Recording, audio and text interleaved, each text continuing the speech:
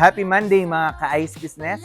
Another day, another week, and another client from Arayat, Pampanga. Ang ating client ay nag-avail ng ating 1-ton cube ice maker machine at sa katunayan, ito yung second purchase niya na. Base sa kanya, ang kanyang mga customer ay nagagalit na sa kanya dahil siya nagkukulang na ng supply ng yelo. Kaya naman, tinake niya ang oportunidad na siya makapag-expand. Ngayong araw na ito, ipapadala natin ang kanyang unit sa Arayat, Pampanga. Ito na mga ka-ice business, naka-ready na ang unit ng ating client. Kakatapos lang nitong na-test at sinusiguro natin na bago natin ipadala sa ating client ang kanyang unit, ito'y gumagana ng maayos.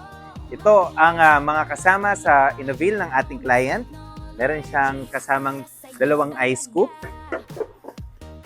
Siyempre hindi mawawala ang ating umbrella, ang ating eco bag, ganun din ang ating tarpaulin. Mga ka-ice business, kung meron po kayong mga katanungan, huwag po kayong mahiyang magtanong. Maaari po kayong mag-comment sa ating comment section. Maaari din po kayong tumawag sa aming mga cellphone number. Maaari din po kayong mag-message sa ating Facebook page or pumunta dito sa ating showroom at sa ating warehouse. Maraming salamat po, and to God be the glory.